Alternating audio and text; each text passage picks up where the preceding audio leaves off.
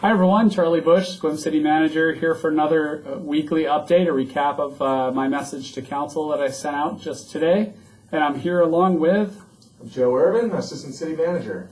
And Joe's got the first item. Take it away, Joe. Thanks, Charlie. I'd like to first of all talk about the spring cleanup. We've had some correspondence with council and some community members this last week regarding this issue. We discussed this in great detail in October, specifically at the October 24th, 2016 City Council meeting when we were talking about our budget for the 2017 year.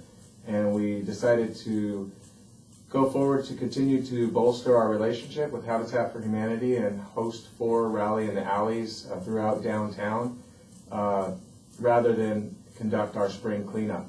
There's been some questions as to whether or not that's the right approach, and we've heard from some of the councilors that they may want to listen to this and revisit this topic again, and also some community members have expressed that desire as well. I will say during the events there's been some community neighbors that have brought their items from a different part of the city to the areas where the rallies were being held, and they were not turned away, and so we are still taking a thoughtful approach as to how to get rid of people's yard debris or garbage. Yep, and the rallies in the alleys have been really successful events, at least in the localized areas where they've been. They've been really cost effective. We've had a lot of volunteers. We've been able to be really proactive, and they appear to have really lasting impacts for those communities. You can still go back and look at some of the areas we've done even as long as a year ago, and still they look much better than they did before the rally in the alley took place. So it's a proven method. The spring cleanup was also done here for a long time, and we're certainly open-minded. That's why I put it in the weekly update to see if council wants to revisit that topic that we discussed in the budget. And if they do, we'll put it on a future meeting agenda, probably on for the 13th of March. So I'm waiting to hear from them. So that's the first item, the spring cleanup item that I shared with council. Second up, I had an evaluation last year that was facilitated by a third-party consultant. This can be really helpful in terms of the relationship between the city manager and the city council. It was my first evaluation here. I was new. We had 3 new city councilors. Things are different this year. I've been here almost 2 years. We have 7 councilors. I've been working with them all for over a year now. And some of them for longer than that, almost 2 years for 4 of them. So I'm feeling really comfortable, and I posed to them the question of whether they feel like we should have a facilitator do my evaluation this year, or if they'd be willing to save the money and have it done in-house. Essentially, we would agree on a format and a process, and the council would take it from there. So I'm waiting to hear from the council on that. And we'll go move ahead. And next item, Joe. Yeah, the next item is has to do with an attachment that was attached to the email sent out earlier. It's the draft letter from the Squim City Council to Qualm Transit in support of Route 123. We plan to send that to Qualm Transit by next Thursday, so if there's any questions or comments about the letter, please let us know. And Route 123, pretty exciting. I actually personally am excited about it. It's an opportunity to get on a bus in Port Angeles or Squim or any number of other stops along the way and get all the way to the Bainbridge Ferry Terminal, which then gets you to Seattle and then gets you to all kinds of transportation connections from there. So it has potential coming the other way for tourism to reduce the carbon footprint, potentially reduce some of the traffic on the roads. And it's just another great way to for people who live here to get to other places also. So the council was supportive, had a motion, asked for us to draft something to send off to Qualm Transit. That's what we've done. So hopefully this draft will work for council. It's a really affordable rate as well, Charlie. Yeah, it really is. $10 per ride. So $20 round trip if you go down and back. Pretty good deal when you consider what it would cost to drive, plus the and some of the other options, plus the strain of that. Yep. Halibut Resolution. So the council last meeting also directed us to create to take a resolution that Port Angeles approved and tailor it to Squim's needs, and then to put it on the next agenda. So we've done that. They also asked that we have some experts attend the meeting. So we've arranged for Fish and Wildlife to have a representative there, and that should really help us in the conversation. Just an update to let everybody know that we've received a records request for our draft light timing study. We've cited the study in a grant application and therefore are obligated to turn over a copy of that to the requester. Council has not seen the study yet, but Public Works continues to review it and provide comments back to the consultants that are working on that.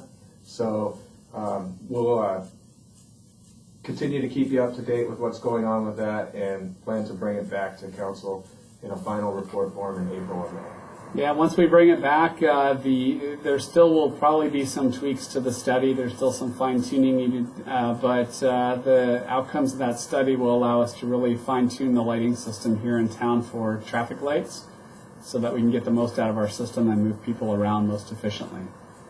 Next up, we had our emergency management meeting, and it's a meeting we have every month, and it involves all of our departments. It involves a whole bunch of regional partners as well, like PUD, Olympic Medical, Clallam PUD, I mentioned PUD, but Olympic Medical, Clallam County, the Sheriff's Department, even some state agencies like WashDOT. We've got a whole bunch of partners there working together. The Red Cross was at this last meeting.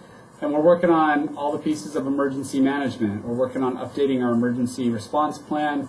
We're working on public training of members of the public as, for example, community emergency response teams.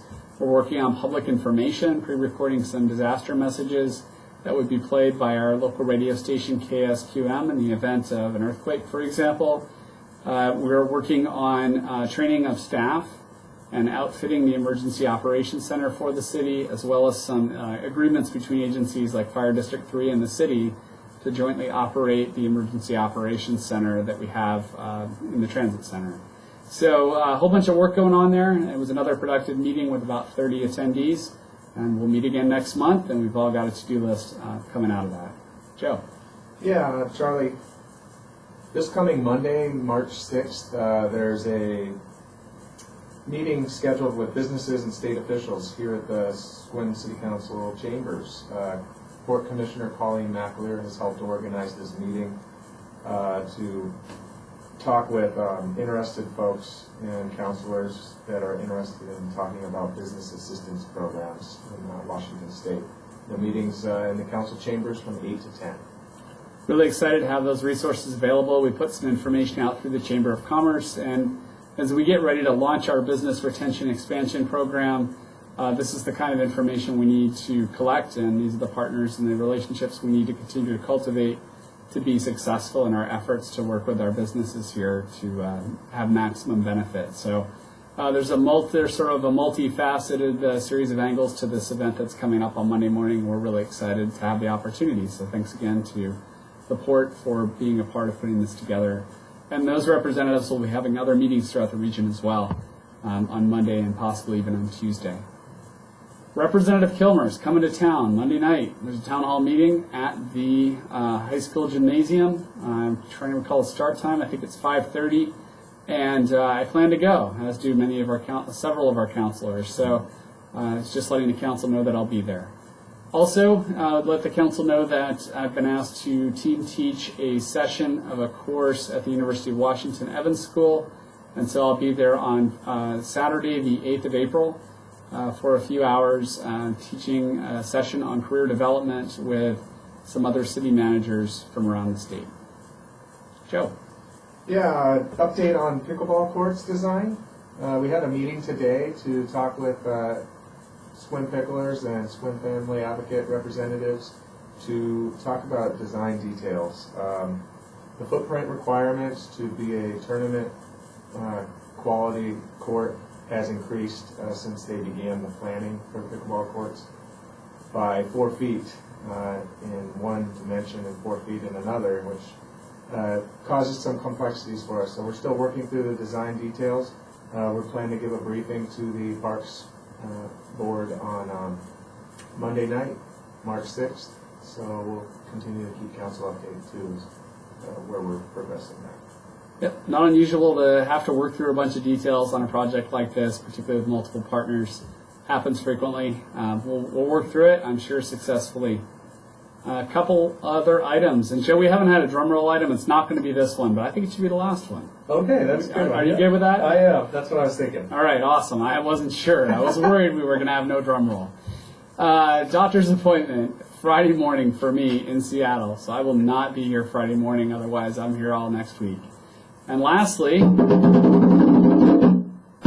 so you may recall from my last weekly update, Jess and I, we have a dog named Shep. He's an Australian Shepherd. He's about 10, and he had an abscessed tooth that required him to be sedated yesterday over in Issaquah at our old vet. We went back there because we wanted to make sure that he had some familiar care for this procedure. And so, he had to be sedated, and they got the tooth removed, and he's healing well, and he's back up and moving around. So really happy about that, and it's a good way to end the week.